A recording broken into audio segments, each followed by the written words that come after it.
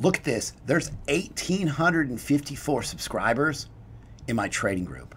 I want to give a few shout outs to my trading group. CBC, thank you so much. I'm up $13,000 this week. Your group's amazing. I made $47,000 in April because of your setups. This person's up 2,400, 1,500, 647%. This person doubled my money after a phone call that we had just yesterday. This person said, I woke up and I had 73% gains in data. Thank you. I woke up with 58% gains while I was sleeping. Another $1,000. That's $4,000 in 7 days. I've got a cryptocurrency trading group. I've got 6 chat groups where everybody's calling out breakouts, posting charts, working together to trade this market. I've got 41 videos in a playlist. If you don't know anything about trading at all, nothing, you can watch these videos. You'll be making profitable trades. Number one reason why people join my trading group is I post profitable trading setups every single day, and we've been killing it. If you guys want to join the cryptocurrency trading group, you want to pay in crypto, email me, cryptobitcoinchris@gmail.com. I'll get you set up and in the group today. You pay for 6 months in crypto, you get a 20% discount. You pay for the year in crypto, you get an additional month for free and a 30% discount. If you do want to pay with a card month to month on a monthly basis, you can do so. There's a Patreon link that's in the description. This is Tezos, up 72%. You can see here's the setup posted. Here's 52% out of link. Again, bought the breakout down here. Here's the setup. Here's Ethereum, 57% gains out of Ethereum. Here's the setup. Bitcoin Cash broke out 60% gains over time. I want to thank everybody for watching Crypto Revolution. We talk about everything crypto daily. Be sure and hit that like button for me. Trying to get a like spike going, 1,000 likes a video. That's the goal. If you haven't subscribed yet, please do so. I'm going to keep you up to date daily with everything you need to know to make you very successful in the cryptocurrency space. Jumping right into the market today in crypto. Sideways, greenish undertones. Overall market cap of cryptocurrency, $267 billion. Bitcoin at 97.82. This is a Bitcoin 4-hour chart, and we've talked about this previous high of 10,500, and now the bulls need to put in a high higher than that. The rising channel or rising wedge that Bitcoin's been in for a period of, well, since mid-March, beginning of March, is still intact. You know, this is a strong bullish uptrend. You see here in yellow this a bull flag, potentially falling wedge. There's a 68% chance it breaks to the upside. Upside target 11,100. There's a ton of resistance right here at 10,000, 10,500. So that means there's a bunch of sellers stacked right here. I checked Binance and there's a ton of sell orders. You know, so if you get a break to the upside through this area, you're going to see a pretty big move to the upside. Now, another possible bearish idea here would be that the price action continues in the pattern and maybe sees a test of this lower trend line around 8,800. So more upside after you break these levels. You know, the downside risk has to be considered. Now, if this rising channel, rising wedge does break to the downside, 6,800 is the measured move. You've got a falling wedge on the RSI. The price action right now is getting squeezed in between this upper trend line here as well as the 50 level on the RSI. So potentially should force a breakout at some point. You know, Bitcoin could range for the next week, 10 days, 14 days here.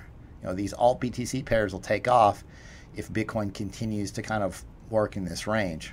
This is important. This is called the commitment of traders. So you got Bitcoin price action here. And this shows you down at the bottom, COT, commitment of traders. Right now, retail FOMO, retail is in this market big, okay? So you can see down here, professional and institutional traders have essentially trailed off.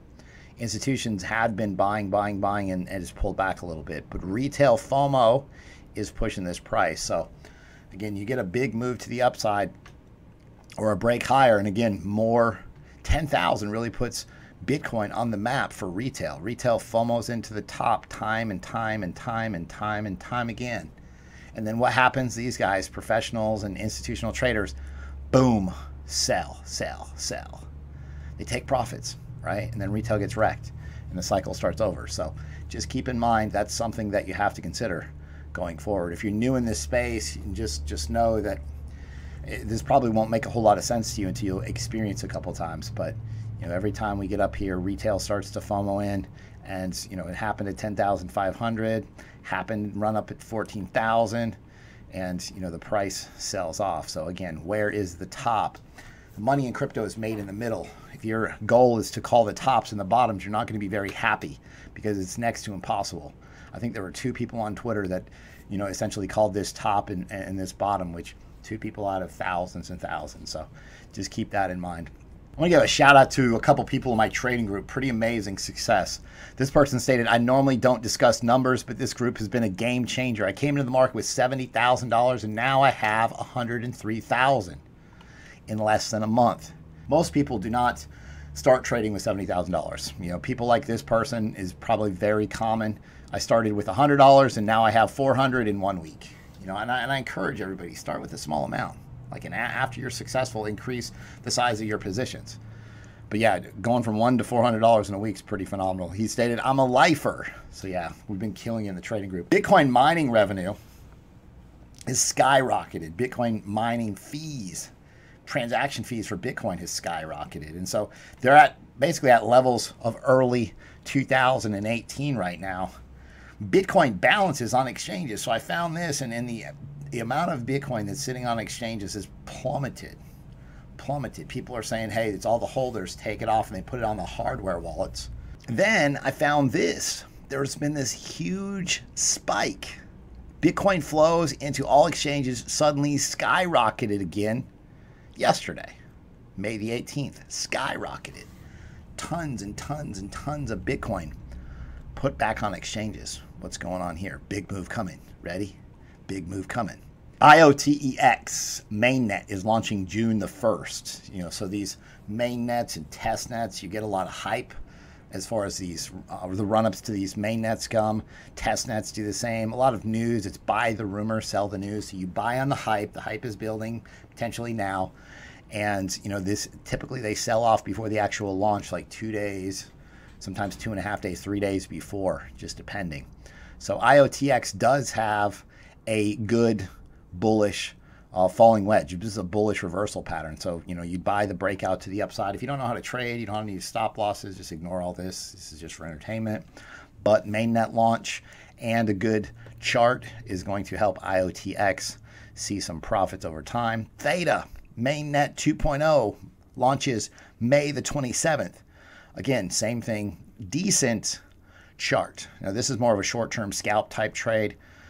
Potentially see a breakout to the upside. This is kind of, data's run up quite a bit already.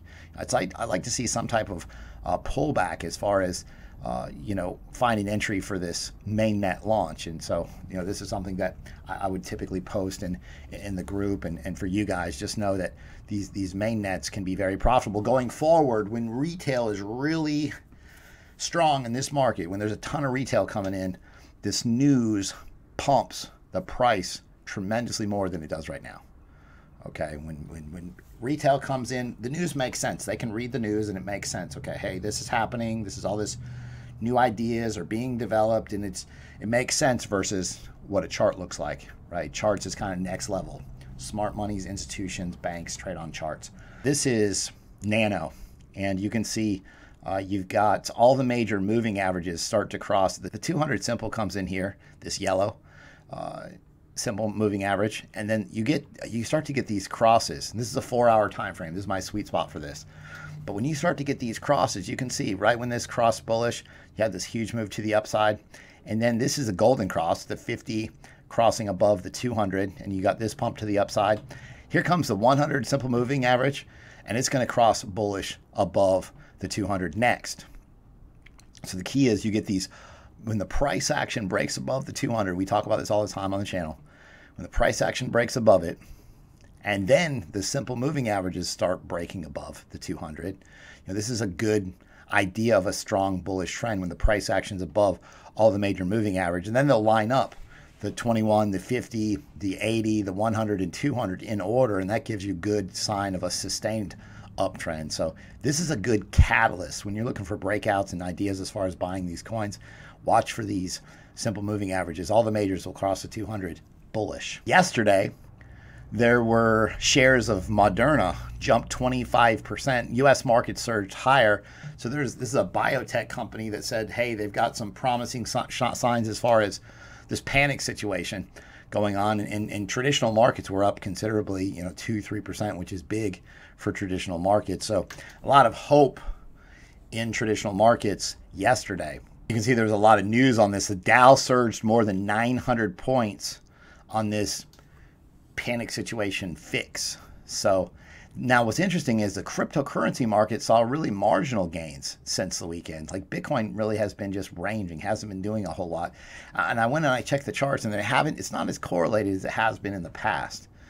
So I definitely want to see what type of, do we get that breakout to the upside and is it tied to this? But it just seems like it's not moving as much as it was previously. And so it kind of goes back to this idea where you've got your retail are the ones that are buying Bitcoin right now. Your professional and institutional traders, possibly they had bots that were tied to traditional markets, and that's who was doing a lot of the trading. If you look here, it was definitely more professional traders at one point. But you can look at futures, traditional market futures, and everything's kind of slightly red, basically flat. Not a whole lot going on in traditional markets today.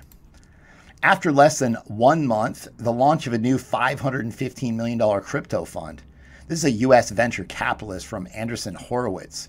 They're forecasting a new crypto bull cycle. I want that new crypto bull cycle. Let me make a note. Yeah, sign me up. The analysts are predicting high-quality projects may drive a new growth cycle in the entire industry. They were quoted as, there's been a key feature in the crypto cycle is that each cycle plants seeds which grow later and drive the next cycle. In 2017, the cycle spawned dozens of exciting projects in a wide range of areas, including payments, finance, games, infrastructure, and web apps. Many of these projects are launching in the near future, possibly driving a fourth crypto cycle.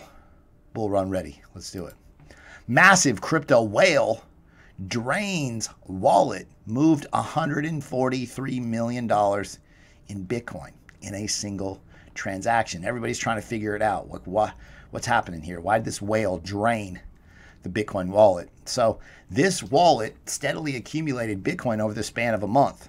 The wallet was the 58th richest Bitcoin address, held about 12,380 Bitcoin, worth about 85 million. And then about a month later, it jumped 10 spots to claim the 48th richest Bitcoin address, storing about 15,470 Bitcoin, which was worth 138 million at the time.